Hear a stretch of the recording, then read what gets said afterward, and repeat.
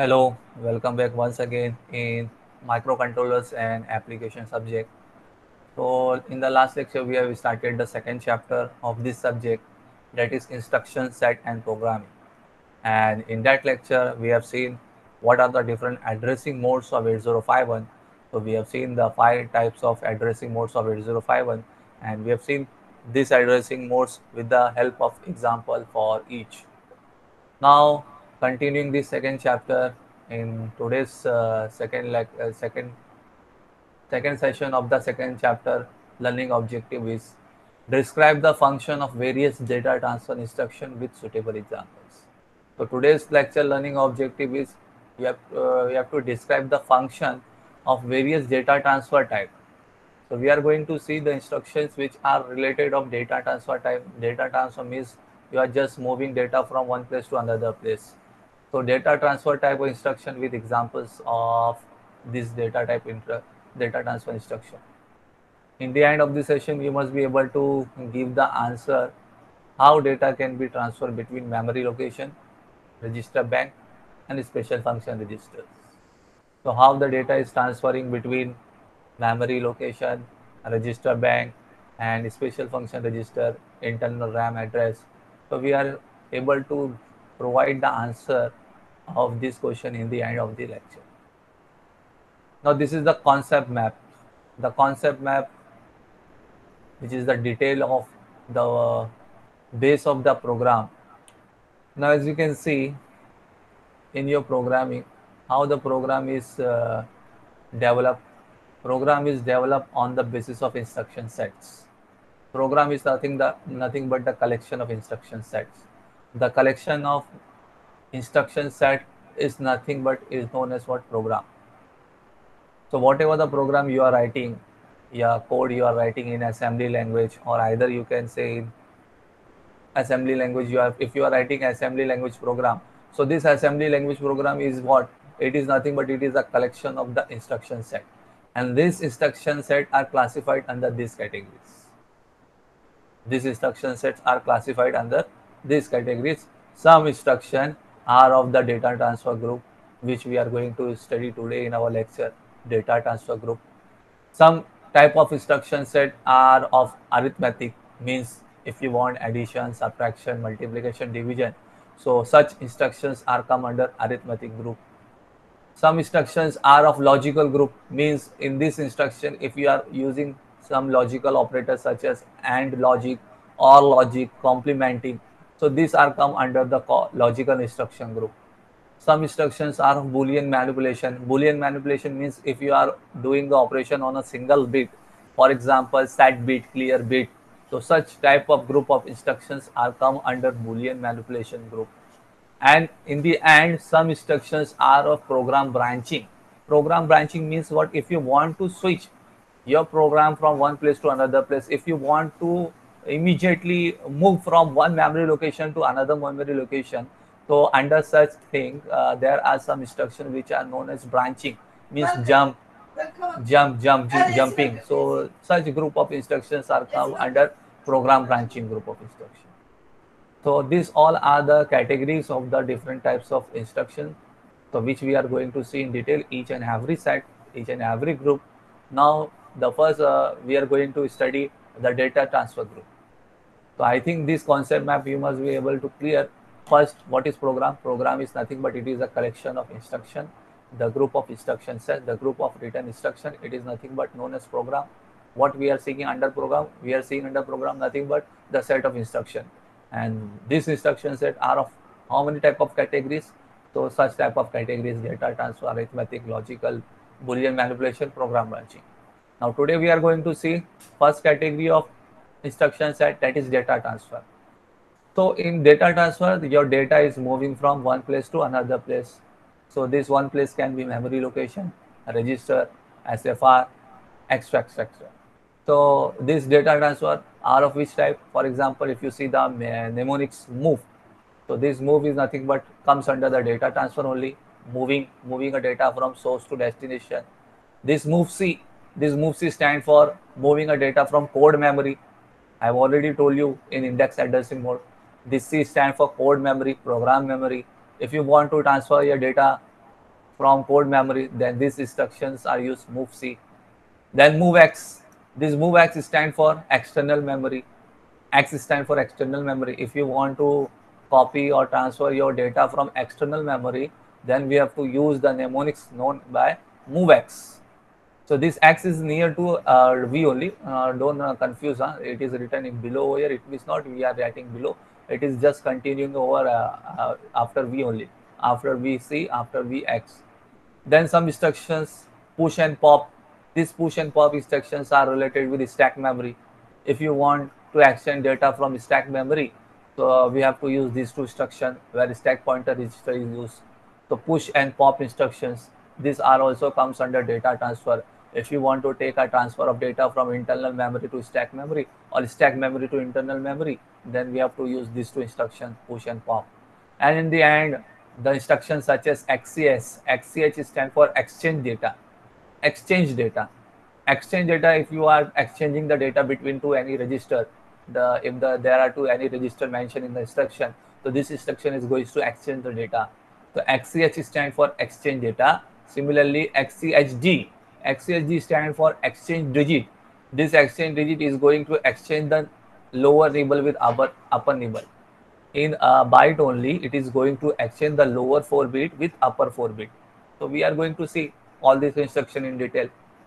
It is just an overview, summary, the concept map of today's lecture, what we are going to study today. So now moving towards data transfer group only. So we are starting the data transfer instructions. So we are going to see in detail how many type of data transfer instructions are there. We are going to see each and every type with detail only. So first you are going to see and understand all these instructions are come under move only. So the instruction which are come under move mnemonics. So this all are the instruction given to you, provided to you, which are comes under the move instruction. First of all make it clear, पहले तो आप लोग सब clear कर लो ये data transfer instructions किसको बोलते हैं. तो डेटा ट्रांसफर इंस्ट्रक्शंस किसको बोलेंगे, वो इंस्ट्रक्शंस ग्रुप जहाँ पे सिर्फ डेटा ट्रांसफर होता है एक जगह से दूसरी जगह पे. Data is moving from one place to another place, from source to operand. The byte variable indicated by second operand is copied into the location specified by the first operand. तो data transfer instruction set कौन से instruction set है, वो instruction set है जो आपके operand में specify किया होता है. ऑपरेंड मतलब जो सेकंड ऑपरेंड है, इसके बाजू में जो ऑपकोड के बाजू में आप क्या लिखते हो, ऑपरेंड लिखते हो, जहाँ पे डेटा का काम होता है. तो सेकंड ऑपरेंड से डेटा कॉपी होता है कहाँ पे, फर्स्ट ऑपरेंड पे. वो फर्स्ट ऑपरेंड क्या हो सकता है, या तो रजिस्टर हो, या तो मेमोरी का लोकेशन हो, या तो ऐसे फास्ट हो, स्पेशल फंक्शन रजिस्टर का एड्रेस हो, व्हाटएवर. तो डेटा जो है वो मूव होता है from source to destination, copy होता है. तो उस पर्टिकुलर ग्रुप ऑफ इंस्ट्रक्शन को हम लोग बोलते हैं data transfer instruction. After the execution of this instruction source byte is not affected. ये याद रखो आप लोग, कभी भी डेटा ट्रांसफर में कभी भी आपका सोर्स का जो डेटा है वो लॉस्ट नहीं होता है. ऐसा मत सोचना कि वो वहाँ से कॉपी हो गया तो वो खाली हो गया. कॉपी होता है. कॉपी का मतलब आपको पता होगा अच्छी तरीके से, what do you mean by copy. तो कॉपी का मतलब ये होता है प्रीवियस डेटा, प्रीवियस जगह का डेटा वो एज इट इज मेंटेन रहता है. न्यू जगह पे डेटा कॉपी तो होता है, वो आ तो जाता है, लेकिन प्रीवियस डेटा अनअफेक्टेड रहता है, वो एज इट इज रहता है. तो इसी तरीके से यहाँ डेटा ट्रांसफर ग्रुप में भी सोर्स से डेस्टिनेशन में डेटा तो मूव होगा. इसका मतलब ये नहीं कि सोर्स खाली हो जाता है उसको भेज के. तो सोर्स में जो है वो वैसे ही रहेगा, खाली डेस्टिनेशन में आपका सोर्स का डेटा आ जाएगा. तो आइए हम लोग देख लेते हैं ये मूव कैटेगरी के सारे एग्जांपल्स से. बहुत सारे एग्जांपल्स यहाँ पे मेंशन किया हुआ है, अलग अलग टाइप्स के हिसाब से मेंशन किया हुआ है. तो आपको सिर्फ एक चीज़ ये समझना है, हाईलाइट समझना है. एक बार आपको क्लियर हो गया तो आप खुद ब खुद इसका एक्सप्लेनेशन दे सकते हो. जैसे डेटा ट्रांसफर ग्रुप में पहला यहाँ पे एक समझाया हुआ है आप लोग को, move A comma R N. Move A comma R N का मतलब क्या होता है, अब ये मूव्स को देख के समझ में आ जाना चाहिए आपको. ये डेटा ट्रांसफर ग्रुप का कैटेगरी, यानी ये मूवमेंट वाला बात, मूवमेंट वाली बात चल रही है, यानी डेटा मूव होगा. अब कहाँ से कहाँ पे मूव होगा, किस में मूव होगा, ये ऑपरेंड में देखो. ये ऑपरेंड में दो रजिस्टर्स का नाम दिया हुआ है, ए कॉमा आर एन. तो ए कॉमा आर एन मतलब सोर्स आपका एनी जनरल पर्पस रजिस्टर है, any register containing from R0 to R7. ये एन जो लगा दिया ना, ये एन का मतलब ये होता है कि ये एन 0 to 7 तक कुछ भी हो सकता है. हमारे पास रजिस्टर्स कितने हैं ऐसे आर वाले, तो R0 to R7 ना. तो R0 to R7 में ये एन का मतलब ये होता है कि it can be any number 0 from 0 to 7. तो move A comma R N का मतलब क्या हो गया, सोर्स आपका रजिस्टर आर एन को बिलोंग करता है, डेस्टिनेशन आपका रजिस्टर एक्यूमुलेटर को बिलोंग करता है। तो अब ये इंस्ट्रक्शन में क्या होगा, आपका डेटा आर एन रजिस्टर से कॉपी होगा कहाँ पे, एक्यूमुलेटर में।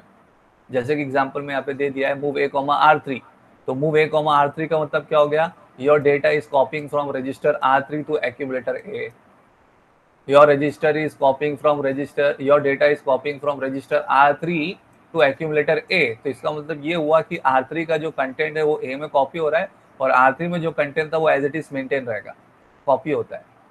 तो ये जो आपका इंस्ट्रक्शन है ये किस में आ गया, डेटा ट्रांसफर में आया ना, एक रजिस्टर से दूसरे रजिस्टर में डेटा मूव हो रहा है, तो इसके लिए उसको कौन से कैटेगरी में बोलते हैं, डेटा ट्रांसफर ग्रुप, यानी data is moving, data is transferring from one place to another place. तो ये सारे जितने इंस्ट्रक्शन है ना आपको साफ आपको डेटा ट्रांसफर कैटेगरी के मिलेंगे, क्योंकि डेटा मूव हो रहा है ना एक जगह से दूसरी जगह पे। अच्छा, अब मुझे एक चीज़ आपसे पूछना है, आप जो भी इंस्ट्रक्शन रहेगा ना तो सबसे पहले आप उसको कुछ कैटेगरी में आप बताओ, उसको क्लासीफाई करो। कैसे कुछ कैटेगरी में बताओ, इन व्हाट कैटेगरी। पहले तो आप ये बोलो कि ये जो इंस्ट्रक्शन है ये कौन से एड्रेसिंग मोड को कंटेन करता है, identify which type of addressing mode this instruction is having. यहाँ पे डेटा आपका किस तरीके से एड्रेस हो रहा है, आपको पहले तो ये मुझे बताना पड़ेगा। एनी इंस्ट्रक्शन की स्टडी आपको जो करना है in terms of addressing mode में बताना है, in terms of how many byte it is taking in memory location, वो मेमोरी लोकेशन में कितना बाइट लेता है ये भी आपको बताना है। अगर आप मेमोरी लोकेशन में देखेंगे तो ये इंस्ट्रक्शन लिखने के लिए कितनी जगह लेगा मेमोरी स्लॉट में, 1 बाइट की जगह लेगा, 2 बाइट की जगह लेगा, 3 बाइट की जगह लेगा, तो उसको बोलते हैं लेंथ ऑफ इंस्ट्रक्शन।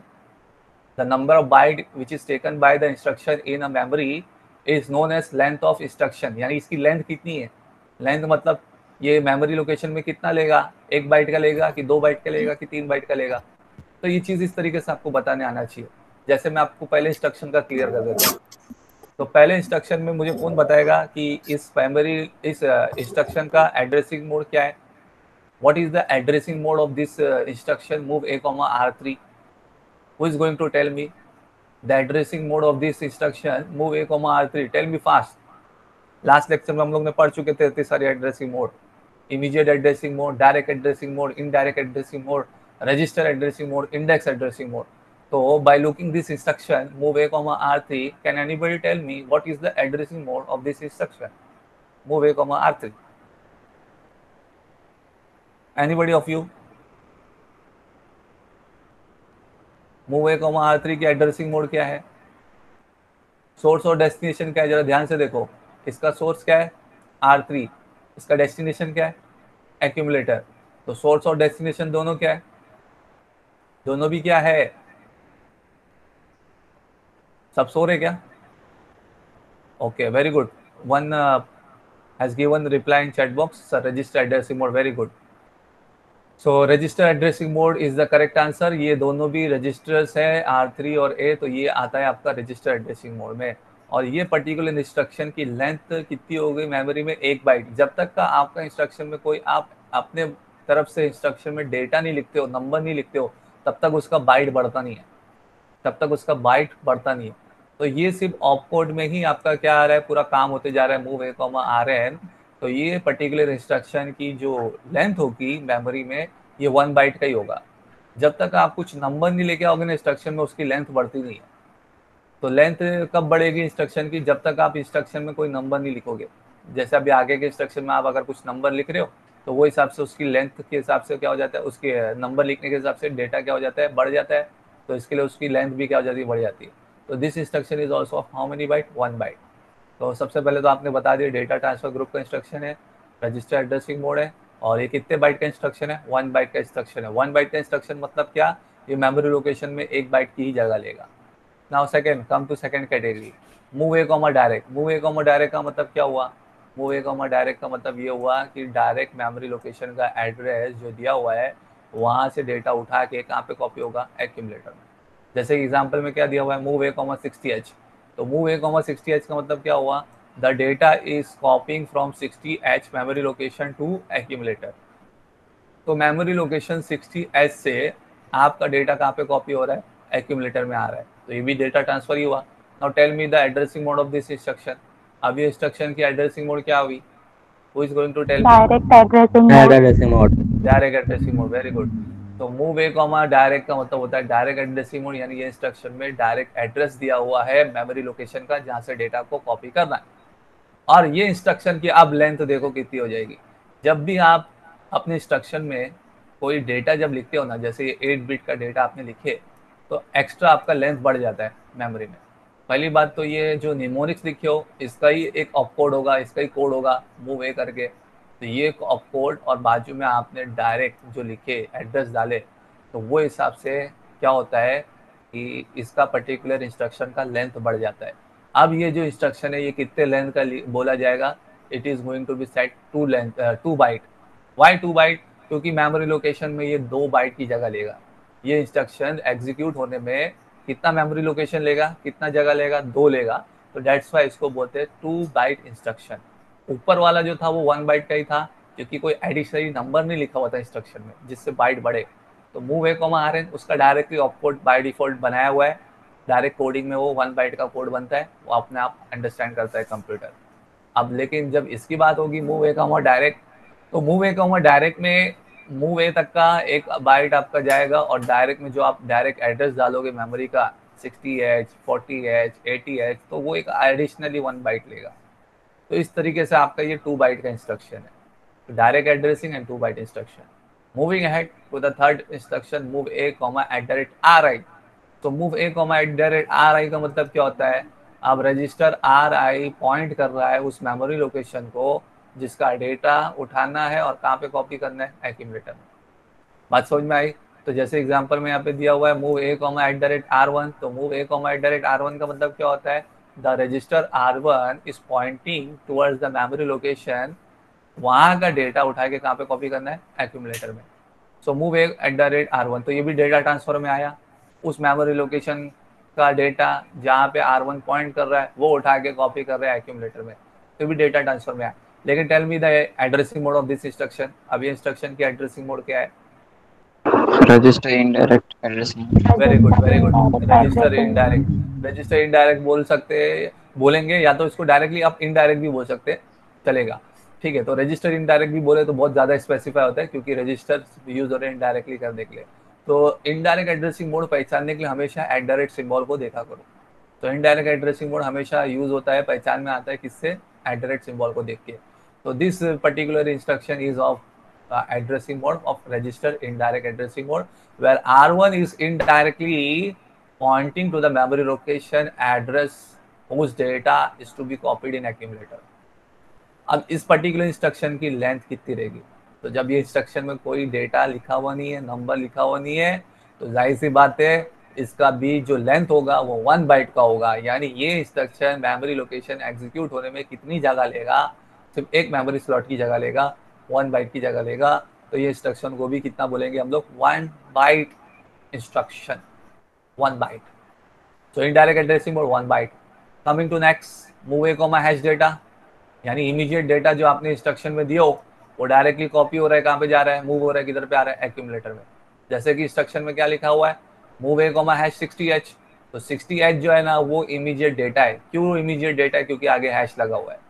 तो हैश लगने की वजह से अब ये इमीडिएट डेटा हो गया, ये डेटा इमीडिएटली किधर पे आ जाएगा, एक्यूमुलेटर में।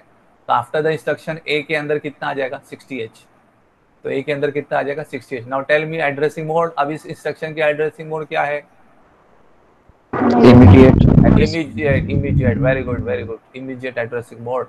इमीडिएट इसलिए क्योंकि इमीडिएट हैश सेंस से भी पहचाना जाता है, और इमीडिएट ये डेटा जो है वो मूव हो रहा है एक्यूमुलेटर में। अब ये इंस्ट्रक्शन की बाइट कितनी हो जाएगी, लेंथ ऑफ दिस इंस्ट्रक्शन कितना होगा, 1 बाइट की 2 बाइट, 2 बाइट होगा। वेरी गुड, 2 बाइट इसलिए क्योंकि ये नंबर आपका इंस्ट्रक्शन में आ गया। तो जब भी आप इंस्ट्रक्शन में कुछ नंबर लिखोगे ना तो ऑटोमेटिकली उसका बाइट बढ़ जाता है। तो मूव ए का 1 बाइट होगा और डेटा जो आप नंबर जो डालोगे उसका 1 बाइट होगा। तो दैट्स वाई इस तरीके से ये इंस्ट्रक्शन का बाइट जो होगा वो 2 बाइट का होगा। तो this instruction is of 2 byte. फिर देखो अब ऐसे ही सब रिवर्स भी किया हुआ है, अभी तक जो अपन ने देखे, अब यहाँ पे देखो रिवर्स हो गया। यहाँ पे एक्यूमुलेटर सोर्स में आ गया, RN डेस्टिनेशन में आ गया, फिर डायरेक्ट एड्रेस यहाँ पे आ गया सोर्स में, फिर RN आ गया इधर पे। तो ये सारी चीज आपको मेरे ख्याल सब समझ में आ रही है। मैं एक एक चीज अब यहाँ पे आपको डिटेल में बताते नहीं चलूंगा। मूव RN कॉमा ए का मतलब होता है एक्यूमुलेटर से any register belonging to R0 to R7 में मूव होगा। मूव RN कॉमा डायरेक्ट का मतलब होता है डायरेक्ट मेमोरी लोकेशन से डेटा मूव होगा कहाँ पे, any register belonging to R0 to R7। Example भी दिया हुआ है सबका। Move Rn comma hash data का मतलब क्या होता है, immediate data is going to be move copy in register belonging to R0 to R7। तो n का मतलब any number belonging to 0 to 7। इसी तरीके से last move direct comma a का मतलब क्या होता है, data is going to be move from accumulator to the direct memory address given in the instruction. तो अब ये डेस्टिनेशन में डायरेक्ट मेमोरी एड्रेस है, सोर्स में एक्यूमुलेटर है। तो ये सारे जो कैटेगरी ऑफ एग्जांपल है किसके थे ये, यूजिंग विच निमोनिक्स। निमोनिक्स क्या यूज करते थे, मूव। तो ये मूव को यूज करके सारे इंस्ट्रक्शन थे, और हर इंस्ट्रक्शन में क्या हो रहा है, डेटा मूव होता है फ्रॉम सोर्स टू डेस्टिनेशन। इसी तरीके से ये सब दूसरे कैटेगरी के भी एग्जांपल है जो हम लोग देख रहे थे। तो ये वापस से मूव के वापस से दूसरे कैटेगरी के भी एग्जांपल है, जैसे मूव डायरेक्ट कॉमा RN। तो RN से अब डेटा मूव हो रहा है डायरेक्ट मेमोरी लोकेशन में, RN से डेटा मूव हो रहा है। अब ये इंस्ट्रक्शन मुझे कौन बता सकता है, मैं तो सब समझा चुका। तो आप मेरे को एक ये चीज समझा सकते हैं, कोई बता सकता है what is this move direct comma direct. Move direct comma direct का मतलब क्या, who is going to tell me move direct comma direct, ये इंस्ट्रक्शन में क्या हो रहा है, कोई बताएगा मुझे मूव डायरेक्ट कॉमा डायरेक्ट का मतलब क्या हो रहा है। सोर्स और डेस्टिनेशन दोनों भी क्या है, सोर्स और डेस्टिनेशन दोनों भी क्या है, डायरेक्ट मूवी। डायरेक्ट मतलब क्या, एड्रेस। डायरेक्ट मतलब एड्रेस, मेमोरी लोकेशन का डायरेक्ट एड्रेस दिया हुआ है। तो सोर्स भी जो है वो मेमोरी लोकेशन का डायरेक्ट एड्रेस दिया हुआ है, डेस्टिनेशन भी जो है मेमोरी लोकेशन का डायरेक्ट एड्रेस दिया हुआ है। जैसे एग्जांपल में दिया हुआ है आपको नीचे, मूव 60,40H। तो मूव 60,40H का मतलब क्या होता है, 40H मेमोरी लोकेशन का डेटा उठा के कॉपी होगा 60H मेमोरी लोकेशन। तो इसलिए इसको बोलते हैं डायरेक्ट एड्रेसिंग मोड, क्योंकि सोर्स और डेस्टिनेशन दोनों भी क्या है, डायरेक्ट एड्रेस दिया हुआ है। और इस पर्टिकुलर इंस्ट्रक्शन में 40H से जो डेटा है वो उठा के कहाँ पे कॉपी होगा, 60H पे। तो ये डायरेक्ट मेमोरी एड्रेस दिया हुआ था, ठीक है। अब इसी तरीके से move direct comma at the rate आ रहा है। तो move direct comma at the rate आ रहा है मतलब अब क्या बोल सकते हो इसको आप, अब देखो यहाँ पे डायरेक्ट एड्रेस भी दिया हुआ है, एट द रेट आ रहा है भी दिया हुआ है। तो यू कैन से the name of both addressing mode. आप इसको इनडायरेक्ट एड्रेसिंग मोड भी बोल सकते हो और डायरेक्ट एड्रेसिंग मोड भी बोल सकते हो। इनडायरेक्ट इसलिए क्योंकि एट द रेट पॉइंटर लगा हुआ है, डायरेक्ट इसलिए क्योंकि मेमोरी लोकेशन का एड्रेस भी दिया हुआ है।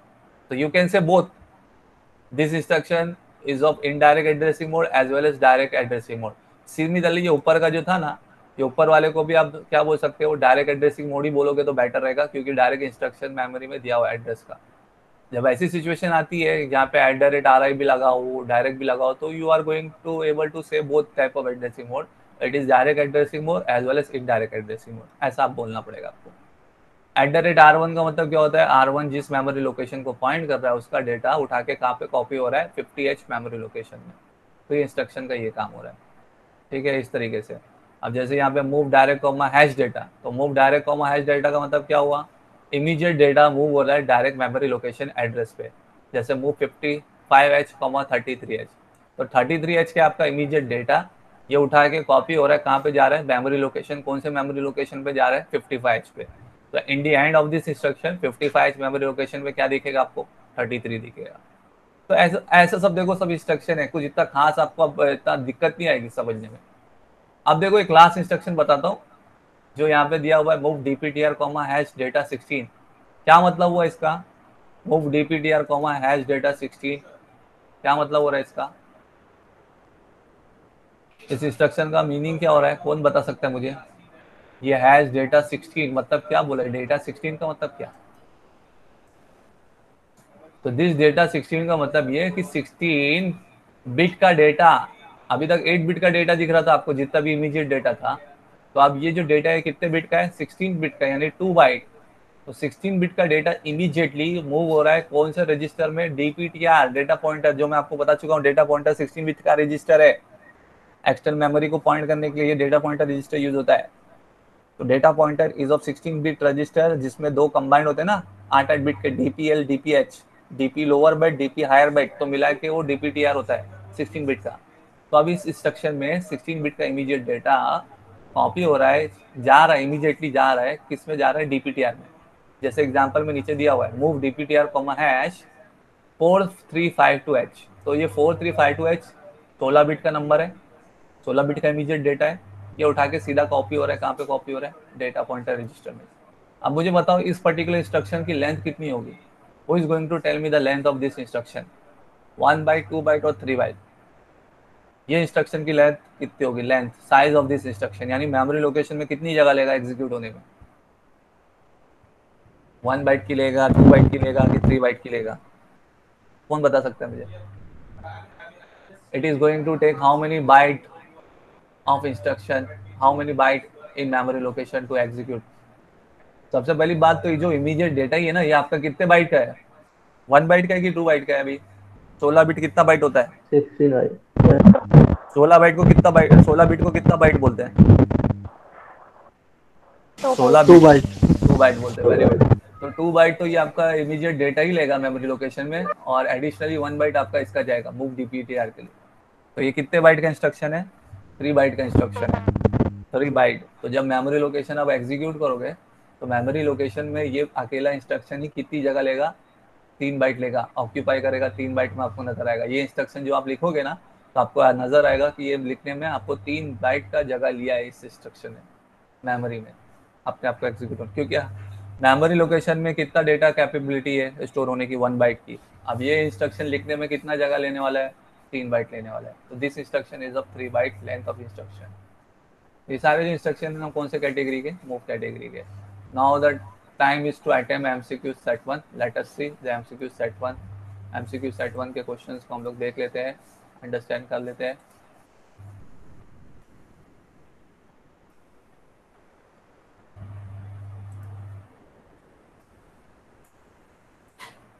First question is move instruction move A comma R N is dash byte instruction. देखो वहां पे बताया नहीं जा रहा था, लेकिन मैं खुद से आपको बता रहा था। देखो क्वेश्चन उसी का आ गया, उसका ही क्वेश्चन आ गया। वहां पे कहीं पे ऐसा स्पेसिफाई नहीं किया होता, लेकिन मैं आपको एक्सप्लेनेशन दे रहा था। तो देखो on the basis of that only the question has arrived. तो instruction move A comma R N is dash byte instruction. तो ये move A comma R N कितने बाइट का इंस्ट्रक्शन है, कौन मुझे बताएगा करेक्ट, 1 बाइट। Very good. तो जब तक कोई डेटा नहीं रहता ना इंस्ट्रक्शन में, उसका लेंथ बढ़ता नहीं है। तो move A comma R N is a 1 byte instruction only, 1 byte. Very good. Second question, coming to next question. Following instruction will move the number 30h into the R3। यानी ये इनमें से ये इंस्ट्रक्शन जो है वो क्या करेगा, मूव करेगा नंबर, ये नंबर की बात चल रही है, मूव करेगा नंबर 30h इनटू R3। तो इनमें से कौन सा इंस्ट्रक्शन है जो 30h नंबर को मूव कर रहा है, रजिस्टर R3 में दे रहा है। Which instruction? Following instruction will move the number 30h। तो 30h नंबर को मूव कर रहा है कौन सा रजिस्टर में, R3 में। तो इनमें से कौन सा 30h to R3 immediate 33 to R3। Option बताओ, A B C D. Option C. Option C. Very good very good very good very good very good, correct. तो ये जो आपका ऑप्शन सी है, move R3 comma hash 30h, इसका मतलब ये हुआ immediate number 30h is moving is कॉपिंग in register R3। Confuse मत होना आप लोग, मूव R3 कॉमा 30h मत बोल देना, ऐसी गलती मत करना। जब नंबर बोला है तो इमीडिएट नंबर ही जाएगा, और जब एड्रेस बोलता, ऐसा बोलता following instruction will move the number of memory location 30h into R3, तो जब वो मेमोरी लोकेशन 30h का नाम लेता तो हम ऊपर वाला बोलते थे। लेकिन अब उसने क्या बोला क्वेश्चन में, नंबर 30h। तो नंबर 30h यानी डेटा, तो डेटा डायरेक्टली मूव कर रहा है रजिस्टर R3 में। तो ये आपका इंस्ट्रक्शन ये मूव R3 30h। तो this is the correct answer, option C, immediate number 30 is moving in register R3। Now the last question, यहाँ पे आपको कुछ ऐसा स्पेसिफाई करके दे रहा है, बता रहा है। मैं इसको और थोड़ा जूम कर लूँ ताकि आपको और अच्छी तरीके से इसको समझा सकूँ। तो ये यहाँ पे क्वेश्चन दिया हुआ है, after the execution of instruction move 60h @R0 the content of memory location 60h is. तो ये बोल रहा है कि अगर आप ये इंस्ट्रक्शन को एग्जीक्यूट करोगे, कौन सा इंस्ट्रक्शन, मूव 60h @R0, तो आफ्टर एग्जीक्यूशन ये इंस्ट्रक्शन एग्जीक्यूट हो जाने के बाद मेमोरी लोकेशन 60h में क्या रहेगा, ऐसा बताया इसने। तो सबसे पहले देखो बिफोर एग्जीक्यूशन इसने R0 में बताया 33। R0 में क्या रहेगा आपका, 33 रहेगा, ये डेटा रहेगा R0 में, ठीक है। फिर मेमोरी लोकेशन 33 में क्या है, मेमोरी लोकेशन 33 में 35 है, और मेमोरी लोकेशन 60h में क्या है, 52 है। तो आफ्टर एग्जीक्यूशन क्या होगा, मेमोरी लोकेशन 60H में वो मुझे बताना है। तो ये इंस्ट्रक्शन क्या करता है पता है आपको ना? What does this instruction is doing? This instruction is @R0 का मतलब क्या होता है? R0 जो मेमोरी लोकेशन को पॉइंट कर रहा है उसका डेटा कहाँ पे भेजेगा? 60H मेमोरी लोकेशन पे। तो आप मुझे कोई आंसर बता सकता है कि 60H में क्या आएगा sir? Who is going to tell me the correct answer? After the execution of this instruction 60H में क्या दिखेगा? जो क्वेश्चन मार्क करके रखा है, क्वेश्चन मार्क करके रखा है तो क्या दिखेगा? 60H में क्या आने वाला है? R0 जो मेमोरी लोकेशन को पॉइंट कर रहा है उसका डेटा 60H में आने वाला है। यस, किसने क्या बोला? 35H। ओके, श्रद्धा ने 35H बोला है। Anybody else? और कोई दूसरा कोई बताएगा क्या आएगा आंसर? 35H। साहिल अहमद 35H बराबर। तो all of you are saying 35H correct है, क्योंकि @R0 जिसको पॉइंट कर रहा है, तो R0 किसको पॉइंट करेगा? 33 मेमोरी लोकेशन को। तो 33 मेमोरी लोकेशन में क्या डेटा है? 35। तो ये 35 उठा के कहाँ पे मूव होगा? 60H मेमोरी लोकेशन पे। तो आफ्टर द एग्जीक्यूशन अब ये मेमोरी लोकेशन जो है 60H में क्या दिखेगा आपको? 35 दिखेगा। तो option B is the correct answer. Let us check, जो आप बोल रहे हो वो आप लोग सही बोल रहे हो कि नहीं बोल रहे हो, उसको हम लोग चेक कर लेते हैं।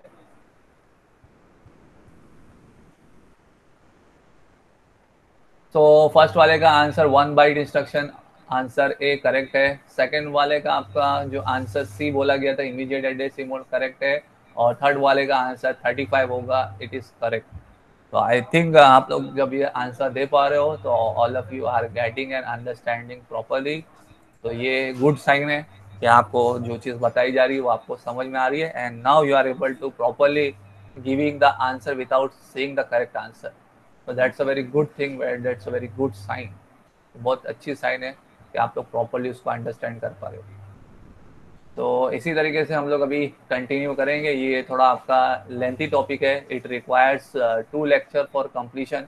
तो ये और भी लेंथी है, और भी हम लोग आगे जाएंगे। तो सेकंड यहाँ पे दिया हुआ है कैटेगरी में, डेटा ट्रांसफर की कैटेगरी। अब जो इंस्ट्रक्शंस आपको नजर आएंगे वो नजर आएंगे मूवसी से रिलेटेड।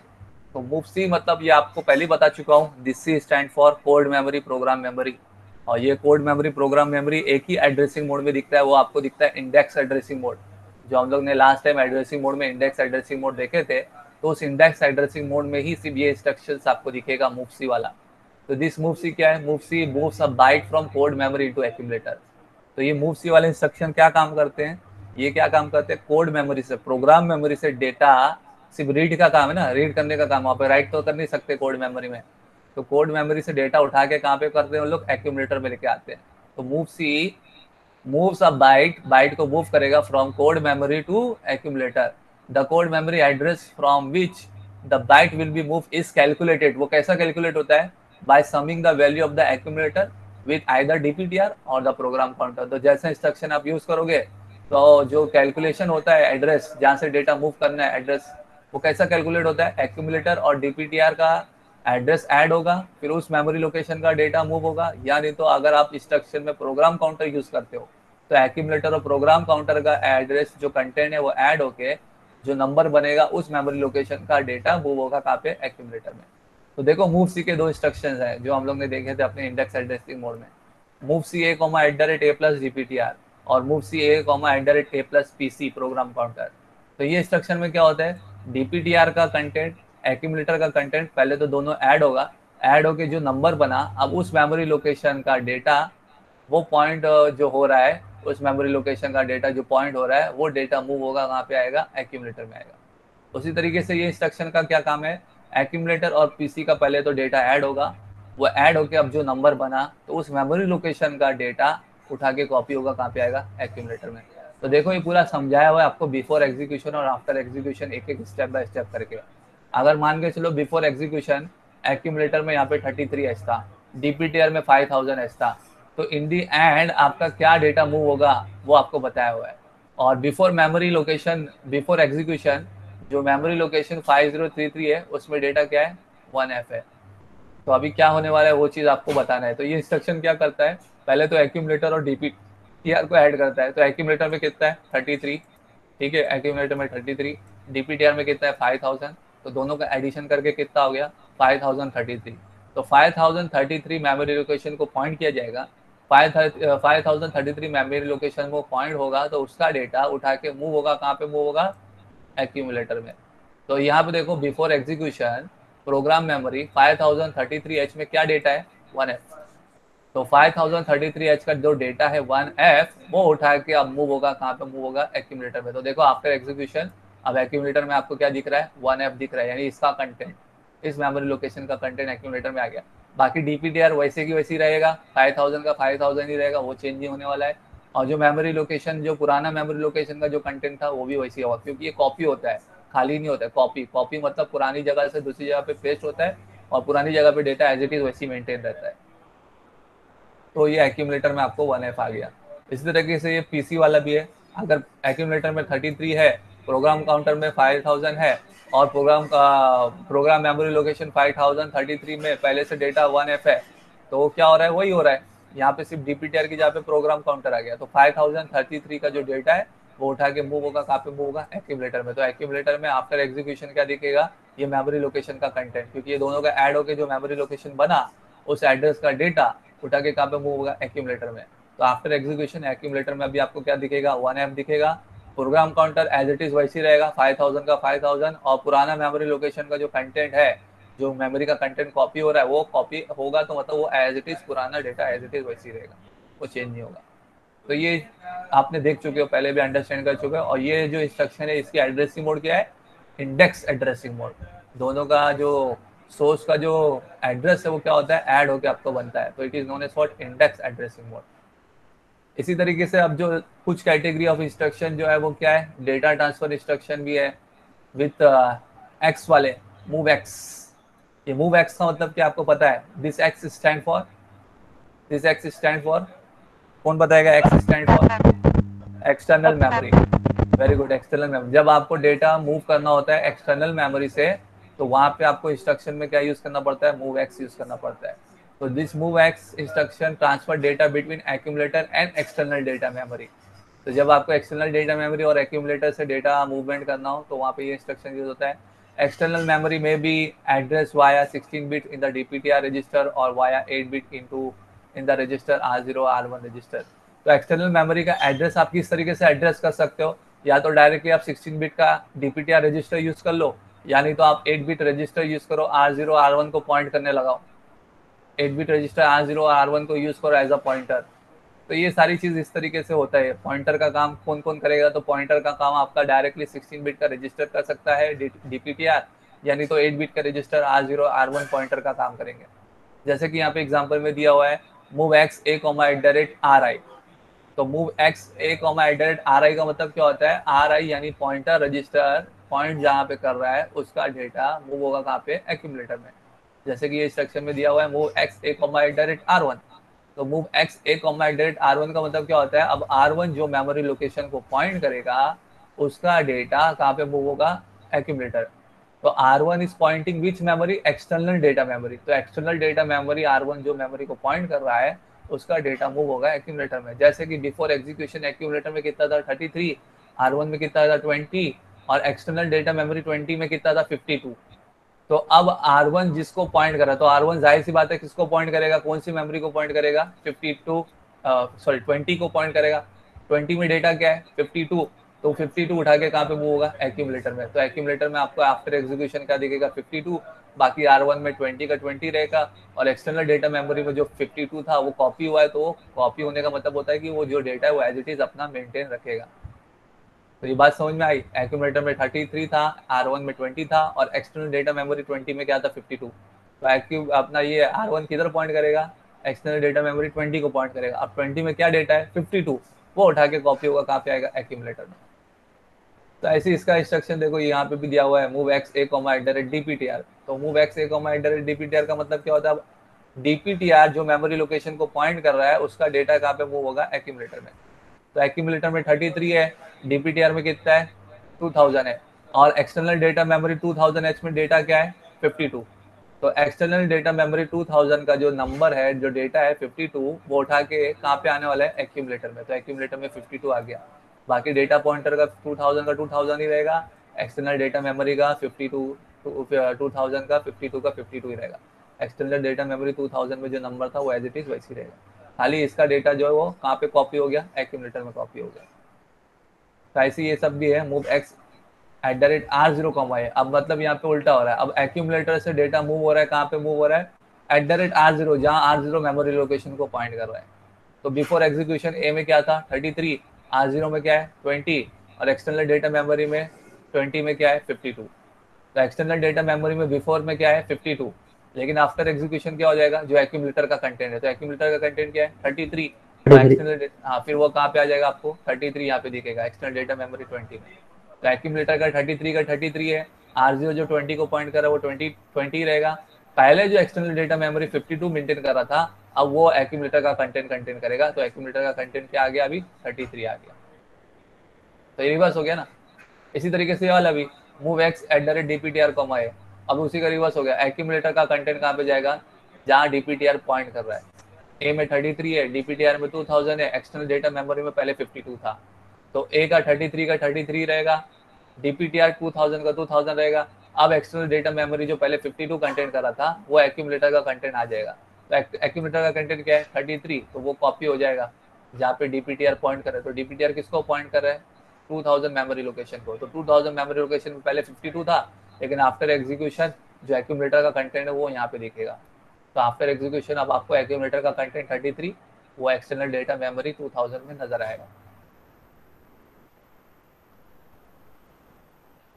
तो इसी के साथ फिर मैं अभी यहाँ पे खत्म कर दूं कि कंटिन्यू कर लूं? खत्म कर दूं एंड हाँ सर, दूसरा लिंक आ भी है। Okay, so I am stopping over here. अभी इसके अंदर कुछ और थोड़े बहुत बाकी है, पुश और पॉप स्टैक मेमोरी से रिलेटेड और एक्सचेंज से रिलेटेड। तो we are continuing in afternoon lecture only, तो please join again at 3 PM। जो हमारा प्रैक्टिकल का सेशन है उसको लेक्चर में कंटिन्यू करेंगे। तो आप लोग में से कोई अटेंडेंस देके जरा ग्रुप में भेज दो। That's all for today's lecture. All of you, thank you very much for joining, understanding, listening. Thank you very much.